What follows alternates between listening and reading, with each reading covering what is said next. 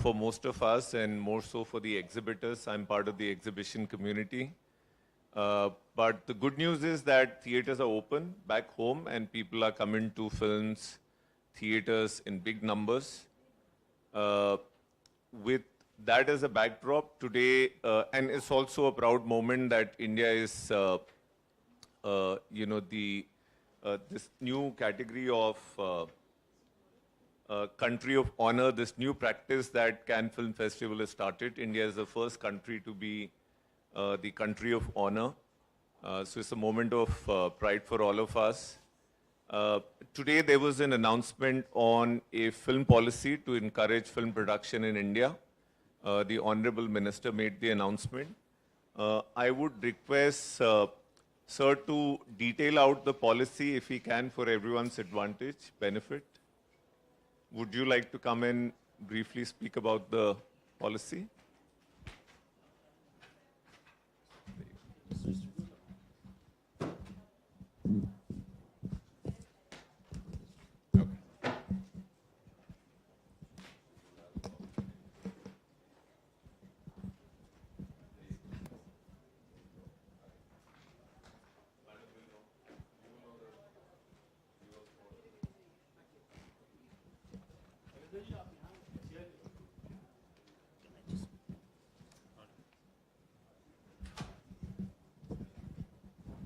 Hi, good afternoon, everybody. As Honorable Minister, just a few hours back, he announced the kind of incentives for the international filmmakers who will be shooting in India, as well as the co-productions which will happen in India. We already have treaties, co-production treaties with 15 countries, and the countries who are having treaties with us and who wants to co-produce the film, and the approvals are there from the Ministry of Information and Broadcasting, they can apply for these incentives from the 1st of April 2022. These incentives are also applicable for the documentaries also, which is more than the duration of 30 minutes. So the incentives for the international filmmakers will be to the tune of 30% of the expenditure, qualifying expenditure which they have incurred in India, and subjected to maximum of 2 crore rupees.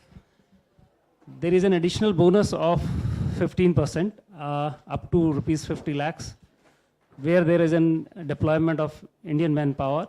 15% Indian manpower should be there, so that condition has to be fulfilled.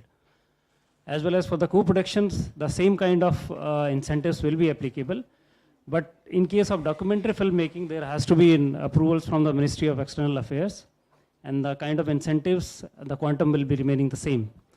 The Film Facilitation Office will be handling all these incentives. The disbursement will be basically in 2 stages. One, the interim approval will be there, in which the 85% of the amount which will be sanctioned can be disbursed after production of the certain documents which are being mentioned in this catalog. And the 15% will be given as in final disbursement once the film is completed and all the necessary permissions have been complied with. And in case of the co-productions, there is a provision of 50% advance also, which they can make after submitting all the documents. There has to be the line producer and the line production company from India. And with that, they can start with the production, and the remaining 50% they can get disbursed after the completion of the movie. So the detail has been mentioned in the brochure also, and in the FFO's website also, you can go all the necessary details. And probably with the applicable of these incentives, the filmmaking and the film shooting in India will definitely get a big boost out of it. And as we all know, India being a country of storytelling, and with the kind of incentives, and in fact, there are a lot of brainstorming has been done while arriving at the incentive. We have studied the best of the incentives across the globe, which are offered being other countries. We have kept them very liberal, subjected to certain mandatory compliance which has to be made. And with that, you can avail all these benefits with that. Thank you. Okay, thank you, Ravinderji. Thank you for this comprehensive brief.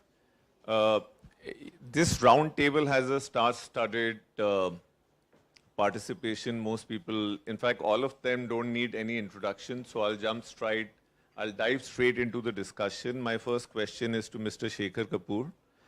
Sir, we've got very limited number of film schools in India. Most of these schools are backed by the government. But we've had very few professionals in the film business who've come from these film schools. What is it that we can do more to have more professionals from film schools? What steps should the government take? What steps should the film industry take? Your views. Actually, that's not true. Almost every professional that comes out of editing, photography, and all the technical aspects of filmmaking have all got jobs in Mumbai now.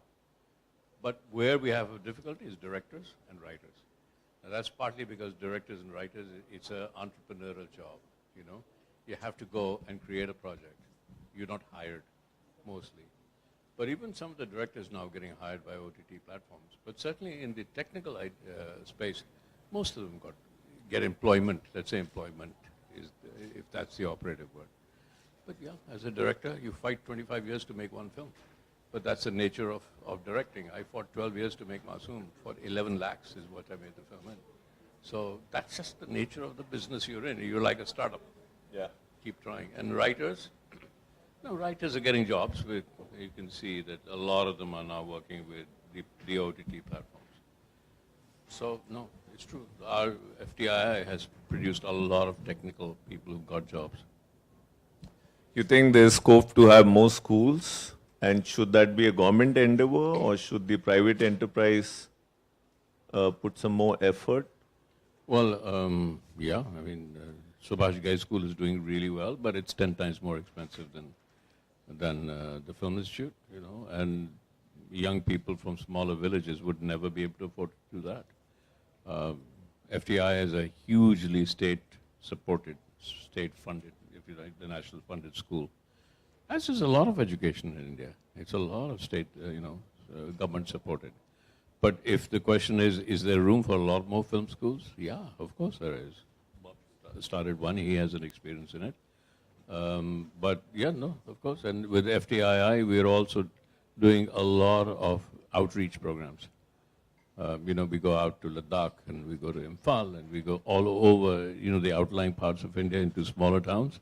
And we run film courses there just to get people into it. They're not as sophisticated as the ones because we can't take all our equipment there, So these are just people who go talk to them about script writing. And it's very heavily supported by the alumni of FTI. They're very strong. True. Bobbyji, since you had past experience, would you like to add something to this?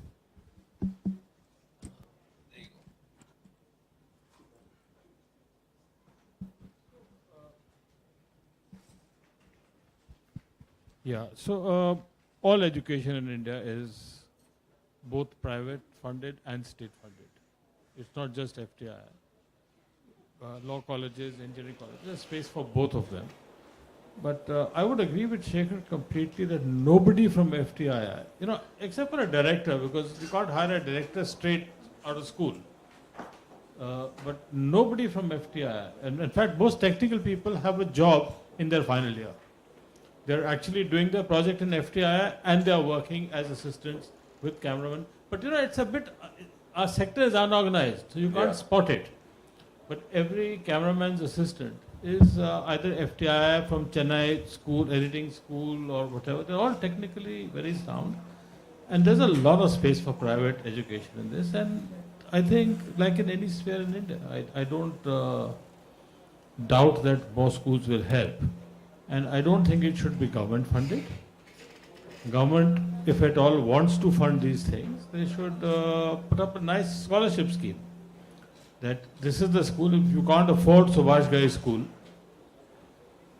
and you are genuinely qualified and there's a criteria that you meet, then the state can help you achieve that.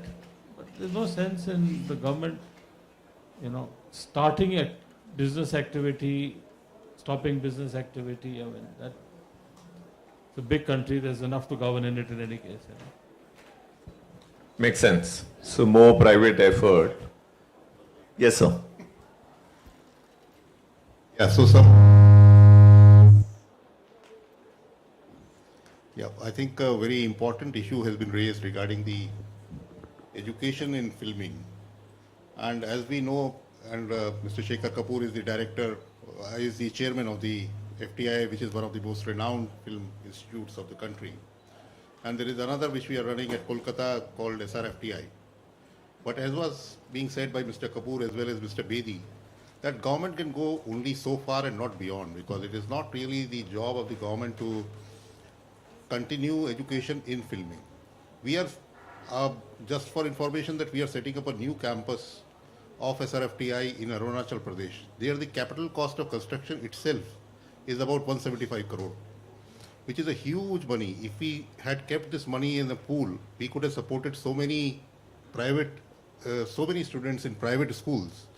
And that probably is the way to go forward, that we keep some sort of a money and provide scholarships as was being suggested, rather than setting up new institutes, because there the funding of government would always be very limited.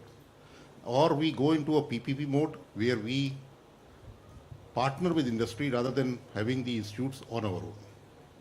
Support the students. That's the point I'm trying to make. Support the students. And frankly speaking, if one of the students manages to get admission in a university overseas, support him, support her. No point getting in the business. I mean, I've also served for cumulatively 15 years on the academic and governing councils of FTI. And at a time when the total output was 40-45 people. Just not value for money as a activity, Mr. Chandra, if you take the IIT model, now IITs and IIMs, they've been, gold standard in terms of education in our country. So if you look at film education, it depends how we see film education, how important. We can say that engineering and medical science and management is a backbone of, or you can certainly become hierarchical about film education. And why can't we have IITs like FTIs around the country, which are like gold standard FTIs, which are producing, apart from we talk about cinema and what kind of cinema also we keep talking about, and how to sort of give. All the people in complete privatization has its own limitations where it gets privileged, and we keep talking about empowerment. So don't you think there is some sort of discussion required before we arrive at this that government should not at all interfere in the education of filmmaking? No, that's why I said that there is a middle path also between complete privatization and complete government, probably a PPP sort of a model where we partner with the private sector. And that is what we are trying to do in the National Center for Excellence or VVGC also, where we partner, we take the best of the government as well as the private sector. I want to come in here. I founded a drama school in Madhya Pradesh 12 years ago when Bharat Bhavan's Rang Mandal shut down. I mean, for many years, there was a big paucity of talent. So Bobby said, actually, it's not one size fits all when it comes to, education and state intervention. At the end of the day, there's a cultural capital which requires to be generated, and the state has to be a part of it. Because, 1 minute, Ravi sir, let me complete. Because there may be a student who's brilliant sitting in a small town in Uttar Pradesh, in one of the states of the country, and may want, for want of opportunity, may keep struggling till he comes to a point where he compromises and starts doing something else. So I think what Prasunji is trying to indicate, the creative capital of within the social structure of governance is very important as an investment. And culture is one of those areas, whether it is art, theatre or film, where this intervention will be required.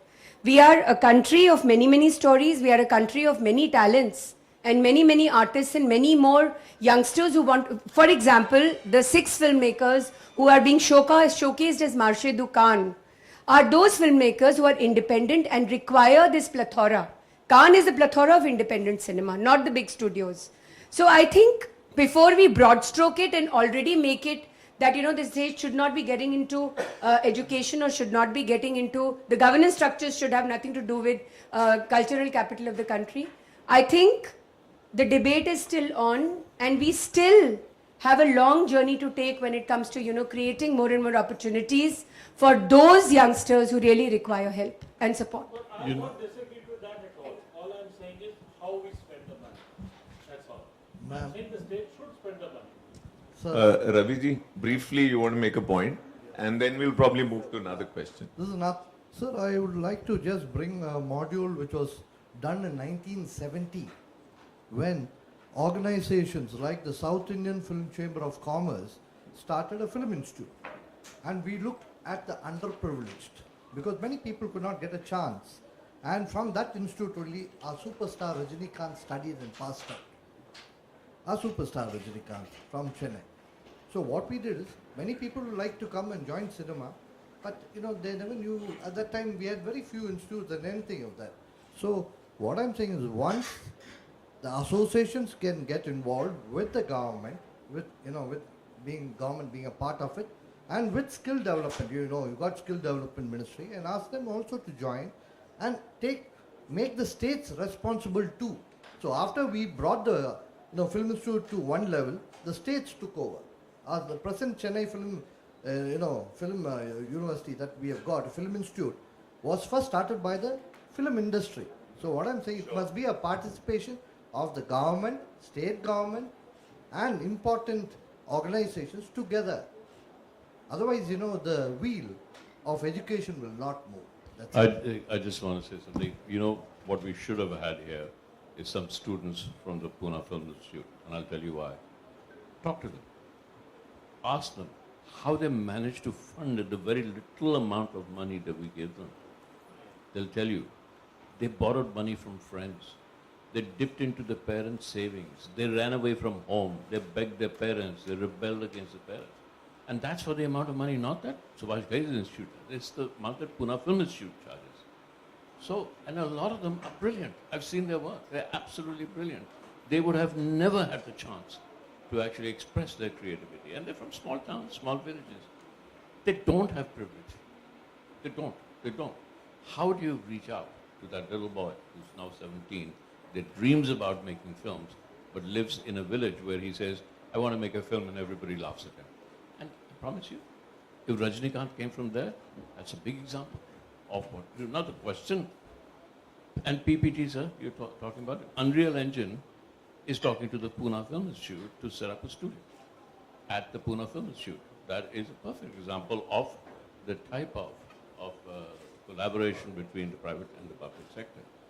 And if you have the Unreal Engine, it'll be the first studio of Unreal Engine in India. And they selected Pune Film Institute because it said that the quality of students coming out, they really like.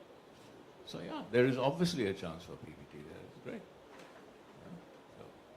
No, I like to echo what Shekharji is saying, because the biggest, most successful product of film school is Mr. Raju Hirani.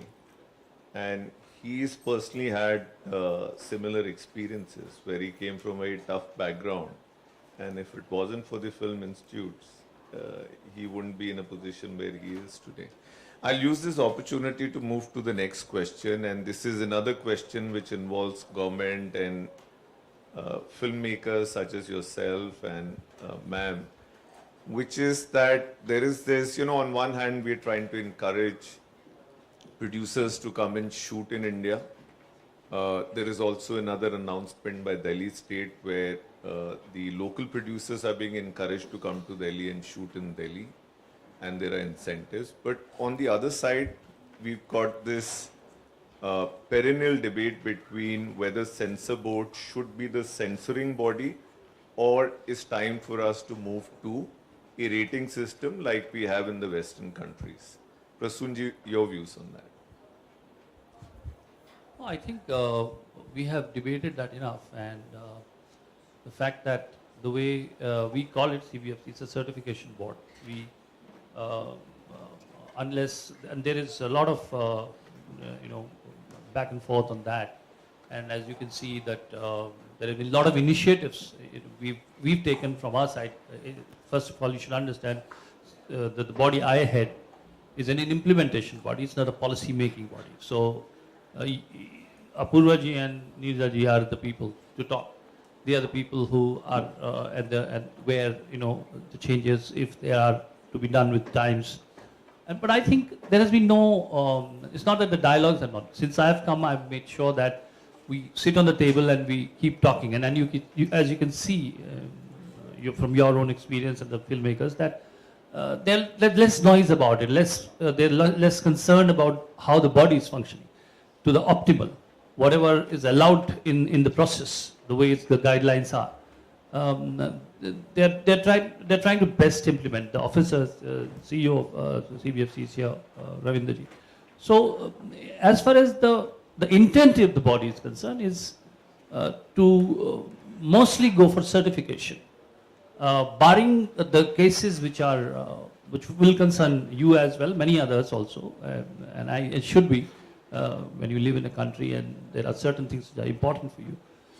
Barring those, I think the certification process has been very smooth.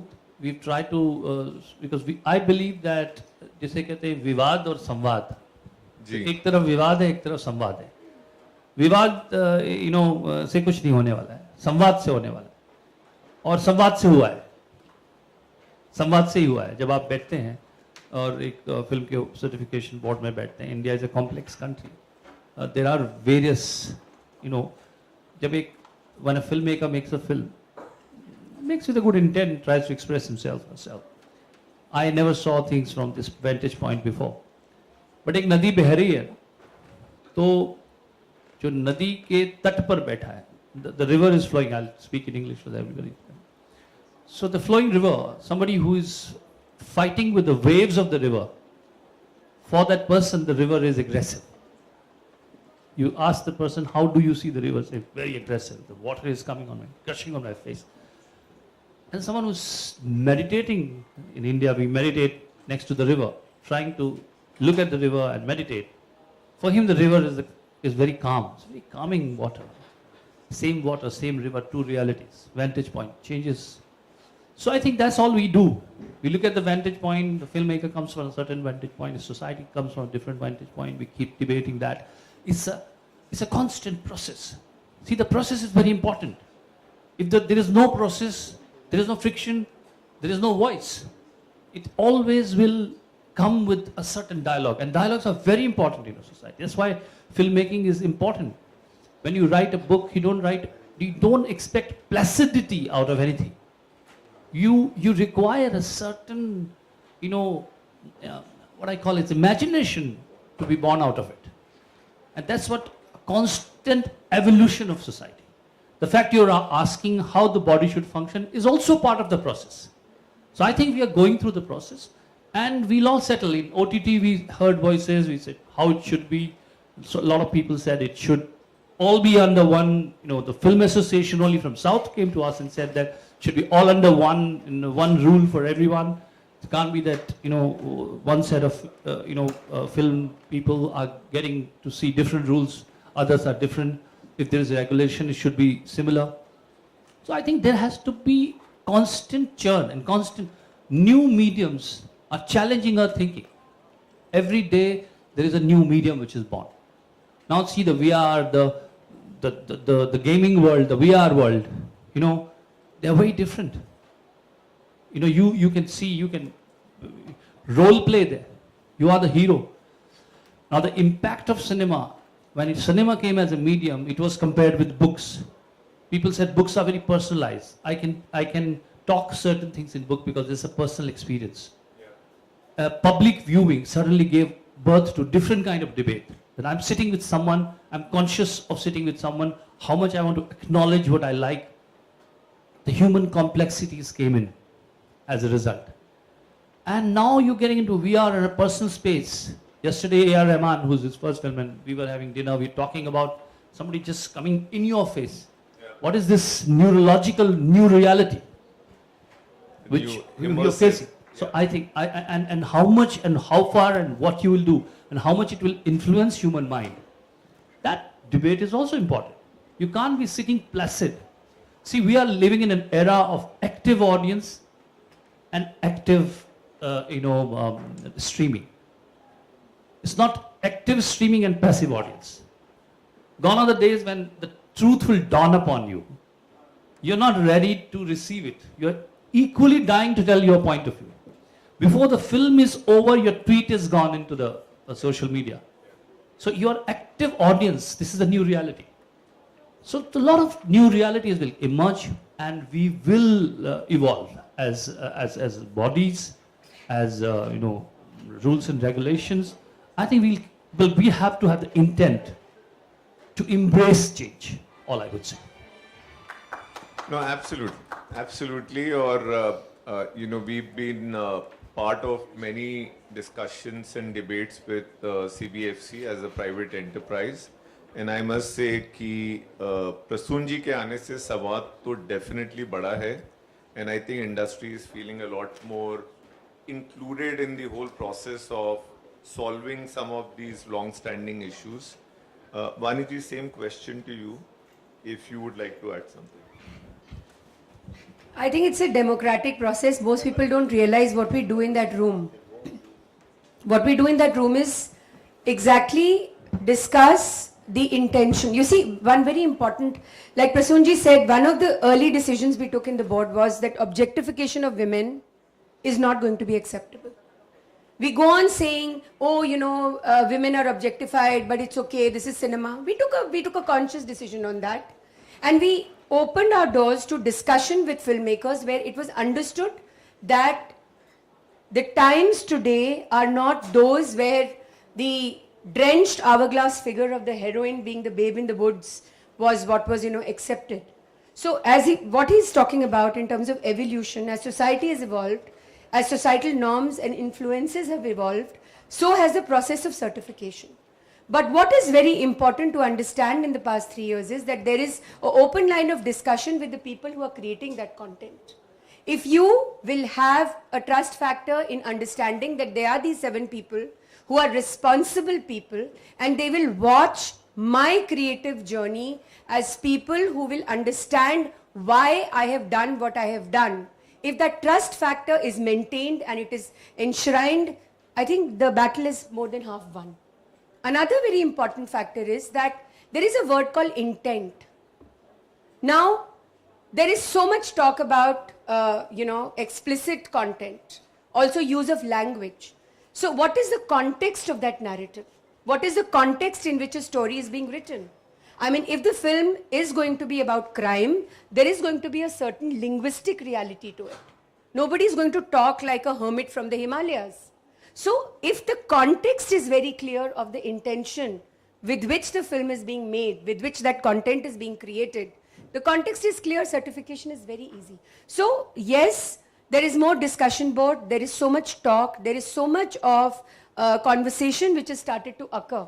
I'm not saying it used to not occur before, but yes, there was a bit of a monolith which was, present. Also the factor that a producer used to come and think, hey Bhagwan, ab to mar gaye, aaj to film ka certification ka din hai. Those shaky days are gone. It's democratic. We sit across the table, we talk. We also tell the filmmaker that you decide age-related classification is that for universal viewing, this kind of content is important. For viewing, which is of slightly mature in nature, this kind of. And of course, adult. So all over the world it happens. So is it happening in our country. Thank you. Thank you, ma'am. Just to go back to the film policy, which was the main topic of discussion today, and to get some international perspective, I'll request Mr. Mark Legury. He's a producer. India, it's a known fact that India is the most prolific, highest producer of films. We make largest number of films. There's a lot of post-production activity which happens back in India. But clearly we can do more. India is a large country. We have a strong local industry, a lot of technicians. Today's policy is a step in the right direction, but would you say this is sufficient, or is it a small step, and what else can we do to sort of keep moving forward? Well, I think with the introduction of the lottery in England back in the 2000s, when there was a huge amount of money being pumped into the industry, and there were incentives to invest in film, that's a great case history to look at, because it really just unleashed, literally just increased a lot of production. And I think would be a good idea. Well, my humble opinion, to speak to the BFI, because they're dealing now with film funds from the lottery they give to filmmakers. And I think that's a great area to look into, how what you're going through now is what they've been doing on and off. But on the issue of getting new people in England, many, many years ago, they used to give grants. And as Mr. Kapoor said, there are fine people in all areas that really need the money. And I think grants is the way forward. They did this after the war in England. They started giving money to people that were very in need of money, and it unleashed a massive amount of talented people. And it only stopped really when Mrs. Thatcher came in the 80s, and that started slowing down, and it stopped for most people when I finished college in 97. And it's drips and drops, just small amounts of money going through. But the grant system, it will change everything, seriously. You've art schools as well, I expect, in India. That's another big thing in England they had, and that got reduced in the 80s as well. And that will really change things, in my humble opinion. You need the wall of money. You need that money to just go into the towns, into the countryside, all over. Because that's where talented people, they're everywhere, talented people, from everywhere. I studied filmmaking and in India, and big influence like Sanjit Ray, just incredible, and other filmmakers. And that's it, it's money just to fertilize these people, just to bring them into the schools. No need for loans, but to have money from the government. Got it. So you're saying money is a big incentive, money is the big and incentive. that will... Money is that. And maybe some loans to Sure. top up. Some loans, Sure. but not much, because you don't want them to worry about paying off loans. They need to be secure and happy, just focus on the work and just to get on. And online as well. Maybe their masterclasses that can be streamed from film schools. This is what was happening in America. In Russia, they were doing radio programs to teach people in the outer areas. And that's another area as well. BBC did a little bit of that. In France, they showed, they played the Hitchcock and the Truffaut recordings. They helped some filmmakers here as well in the 60s. It's basically knowledge. You just need a lot of knowledge going into those areas, and financial as well. Got it. Thanks, Mark. That's it. Thank you. Mr. Dan Wallman, same question to you, sir. Is money the only catalyst, or do you think India, and we've got one of the most senior officials from the governments on the dais, so is there anything else that the country can do, private participants in the ecosystem can do to encourage more, more work in India coming from overseas markets? Obviously, giving these big incentives is very meaningful, and I wonder if, let's say, certain states, like Jharkhand, which also gives incentives, do you get their incentive, and on top of that, the government incentive? And I'm just interested. That's one question. I think that we are a small country, 9 million people, and we have a co-production deal with India, which I think is there already for a few years, but I think nothing happened. Nothing happened with it. And the thing is, I know there are a lot of talks and there are a lot of plans, but I think that there is another way of doing it, okay, that could maybe add it to these incentives. And I'm saying because what it means, these incentives, they mean that a certain producer from my country, a certain producer from India have to agree on a subject and decide to make the film together. And I think, and so it depends on people independently. But I think that, let's say, if there was some sort of a money allocated by the two countries, a small amount, again, in cinema terms, a small amount of money, let's say $500,000, okay, $1 million. Every year, you say, okay, there, co-producers from this country and this country, can apply for and they will get $100,000, you know, toward their productions. That could be a real incentive, rather than leaving it up like that. Here you have it, I think, the agreement for 4 years and nothing really happened. So here when you say, wow, you know, these two countries are putting, you know, $500,000 and, you know, small, low-budget films can apply for a certain thing, it could be, I think, meaningful. Thanks, Dan. I think the operative word was small. I heard you say the small amount. So I would take this question to Apurva ji. You know, we've announced a film policy. The foreign language, especially the Hollywood films, can cost easily 70 million, 80 million, 100 million. Those sort of budgets are fairly common in the US film industry. So given that context, you think the amount that we've offered as film incentive, is this the beginning, or you think there is scope to sort of invest a little more from the government side? Yeah, we have heard two perspectives. One is the big money and one is the small money. But today, as the incentive policy has been announced, and as was just being said, yes, the co-production agreements have been there for quite some time, but they have not really gone ahead, because this incentive policy, which was in the works for quite some time, and that was not really finalized. But today, now, since it has been finalized, the procedure of how the incentives will be given, that also is finalized, that is on the website, and we have tried to keep the procedure as simple as possible. So now we look forward to more and more co-productions happening, because this co-production, it must have been dormant because there was no incentive per se from the Indian side. But now, since these are there, we expect that more and more productions will come in.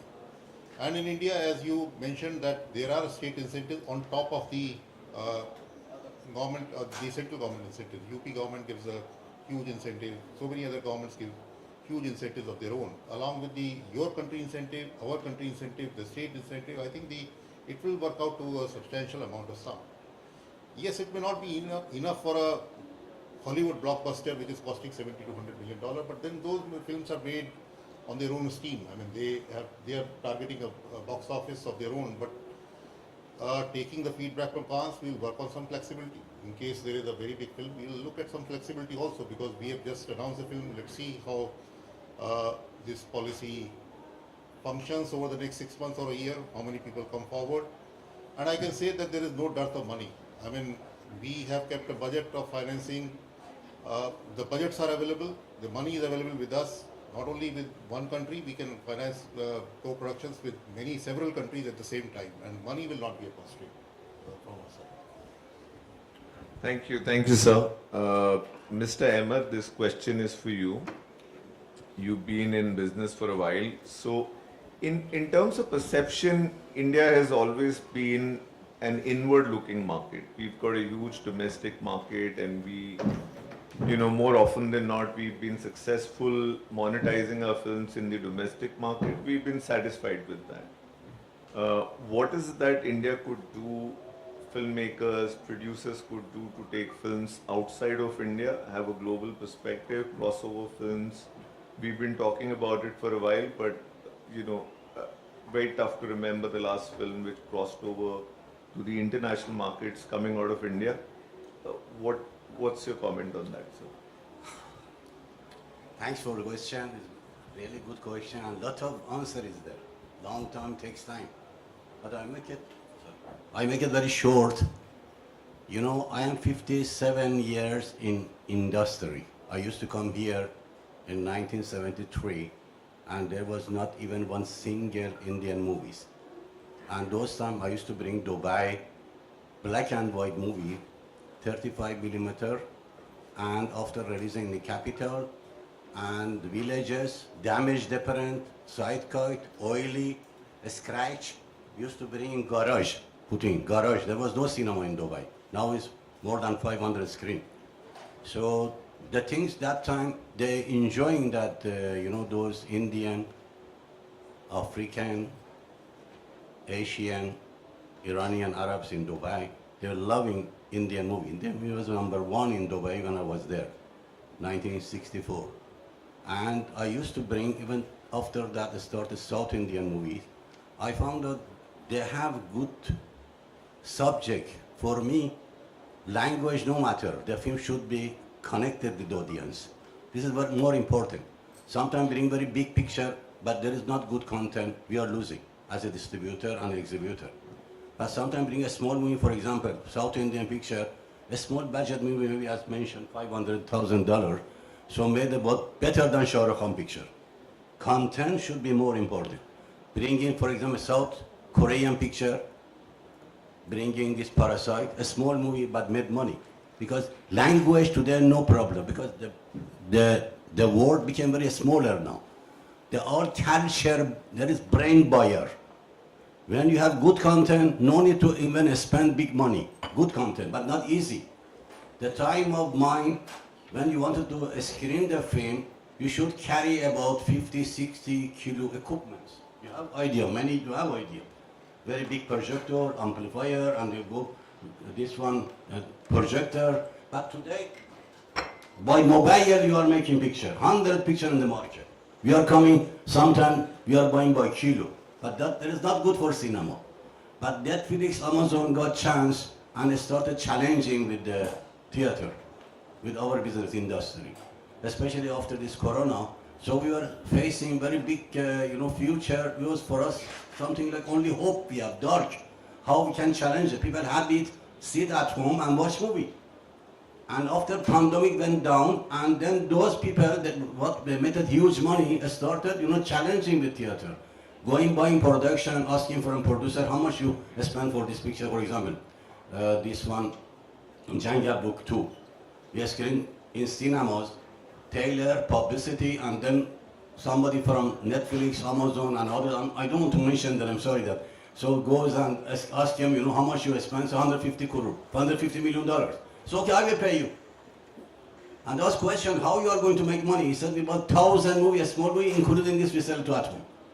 So we are challenging this way.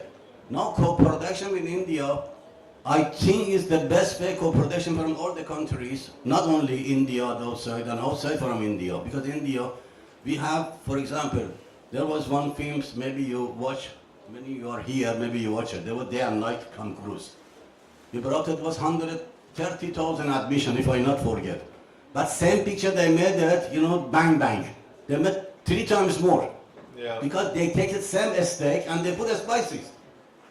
Yeah. So they can do it. They have something to challenge. So for your information, I cannot talk because my English is not good, but anyhow, this I can explain. No, sir, you spoke really well. And We hopefully, understood and everything. in my capacity, I'm trying my best, to bring it up because I have 57 years I have experience with Hollywood and Bollywood movies. I screen all James Bond movies. I screen so many movies from 1964, but Hindi movie step by step come up. And as I mentioned, I came to Cannes. There was no even single Indian movies. Today I see now so many, they're screening movies and challenging. I have one picture I bought it for overseas, this Rocket 3, tomorrow releasing, I bought it for overseas. I believe this picture also going to be something successful in the, like RRR we did it. Totally. And hopefully future, as a capacity, my capacity, I believe it that we put a co-production can be make money. But we needed also to reason to show some big picture like RRR, like KGF. So these things are all bringing, not Indian audience to cinemas. Thank you, sir. Ma'am, the government has thought about this incentive for filmmakers to come and shoot in India. Last 2 years have been extremely tough for the local business. You've been part of a lot of meetings, discussions, you've been extremely supportive. Is the government thinking of, and I'm not talking compensation, 2 years, the kind of damage which has happened in the industry is phenomenal. I don't think any sort of compensation would help, but any support, any incentive for the domestic industry coming out of this pandemic, is the government thinking anything in that direction?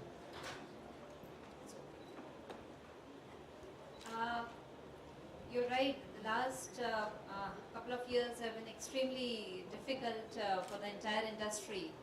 But it's also been, the way the digital platforms have proliferated, it's also been a, wonderful opportunity for a lot of filmmakers, especially the small budget filmmakers independent filmmakers. Now the challenge with us today is to bring back audiences into the cinema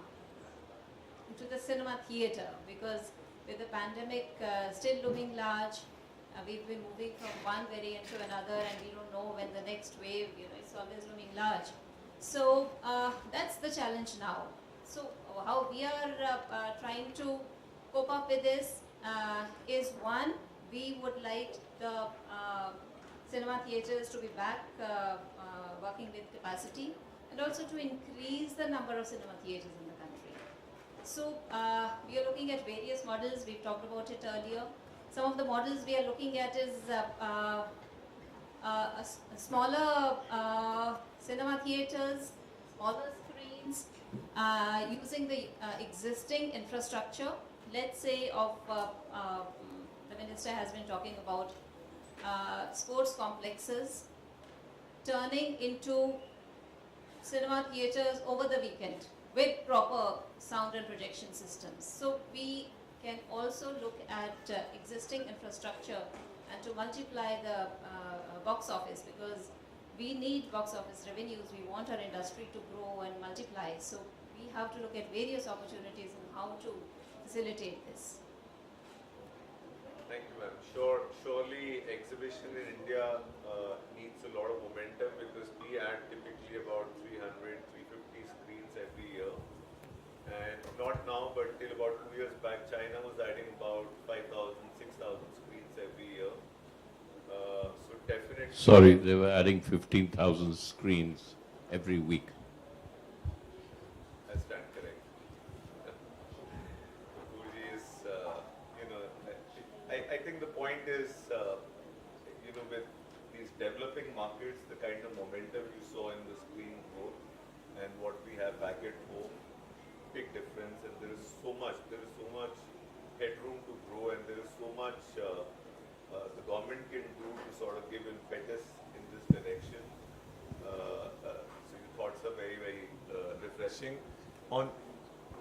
On this point, I would request Akshay Rathi to come in. He's an exhibitor predominantly focused on single screens, but he's also a thought leader. I see him in most of these panels often.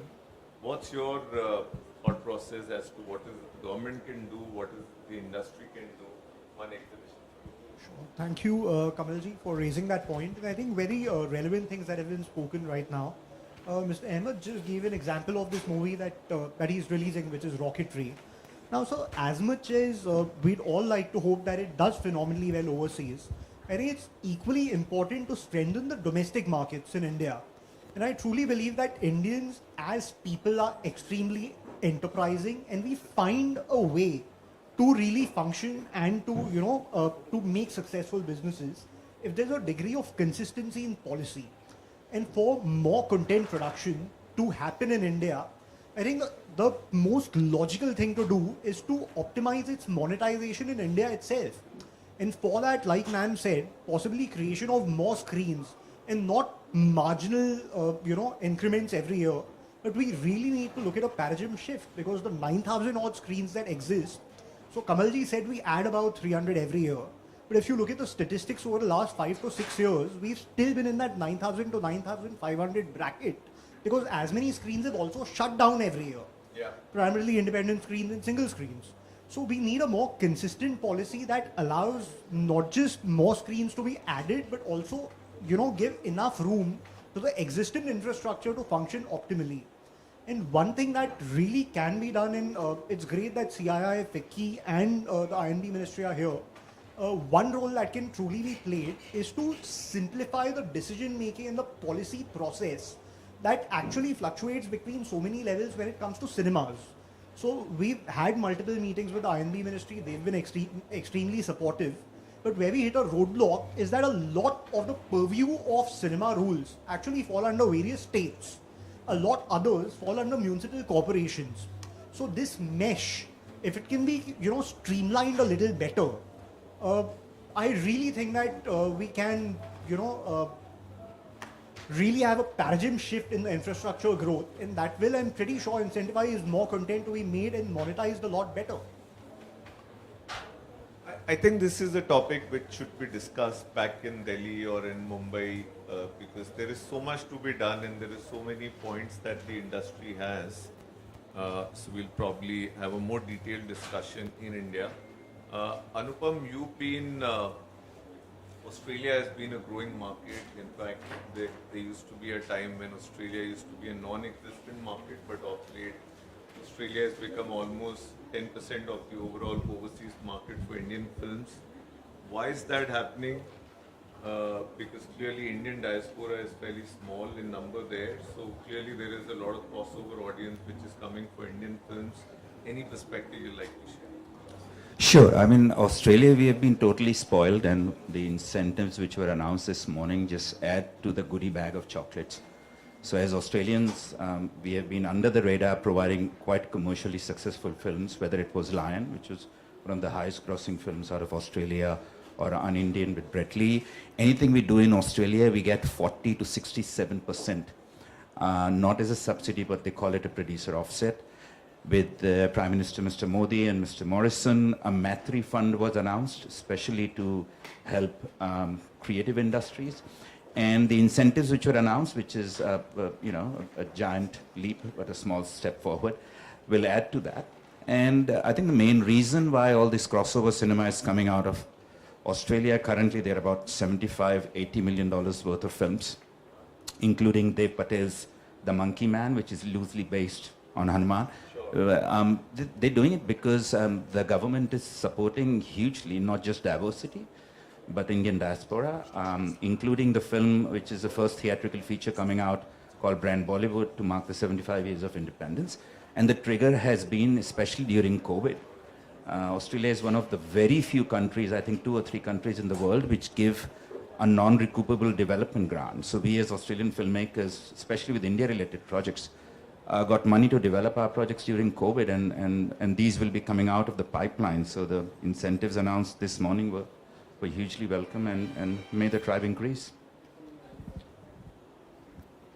Thanks, Anupam. So, sir, to conclude, we'd like to thank everyone in the government who played a role in forming and drafting this policy, and I would now request Sir Apurji to make any closing comments if he would like to make any.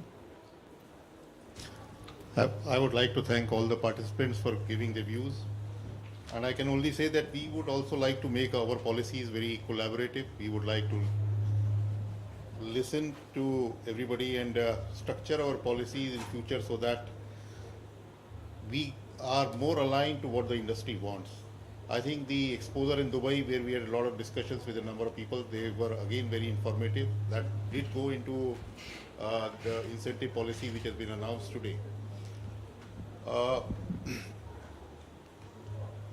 A number of other issues were also discussed regarding the theatres. I think we did mention in Dubai that the FFO is also being tasked with framing a model policy for the states, because we cannot really dictate to the states what policy they follow for regarding theatres, but we will create a model policy. We will formulate a model policy, put it on the website, and urge the states to follow it. That is what the Department of Industries has been doing in terms of incentivization. And we hope that more and more states would look at this particular aspect also, that theatres need to be promoted. As they are doing for shooting of films, they would also look at theatres also as a thing to be promoted. As regards education, which was the first topic which we discussed, there is definitely a need to take, because there is a lot of talent, there are a lot of stories to be told in the country, and there is a need to nurture this talent, and without nurturing, nothing succeeds. There is a role for the government, there is a role for the private sector, and probably we need to tie hands together, because the government cannot do everything, the private sector also, because there also the fees probably goes very high, it becomes very difficult. So how do we come together and partner? Because when we talk of IIT IIMs, there is also a successful model of triple IITs, which is a PPP model in India, which has been very successful. So there also, I think we can look at those aspects. The incentive policy has been announced today only, and as was mentioned now, this has been made retrospective to the effect that from 1st April, whatever be the films which have been permitted, they will be a part of the incentive policy. We have included documentaries, we have included TV shows, we have included OTT or any such platform where creative content is created in India. And the objective of this policy is that more and more of our people in the film industry get work, and they get employed and their work gets seen throughout the world. So with that objective, let's see how this incentive policy works. We look forward to your feedback. We can restructure this policy, and as I said, there is no dearth of money from the government, no dearth of will of support from the government, and we look forward to nurturing more and more independent cinema. In between, there has been some hiatus because NFDC has not really put in money into independent cinema. There again, we have allocated funds to NFDC. NFDC will start its funding activities again, and we look forward to more and more independent cinema coming out of India, participating in the competitive section of Cannes in future. Thank you. Thank you, sir. Very reassuring and very well summarized. Thank you, everyone.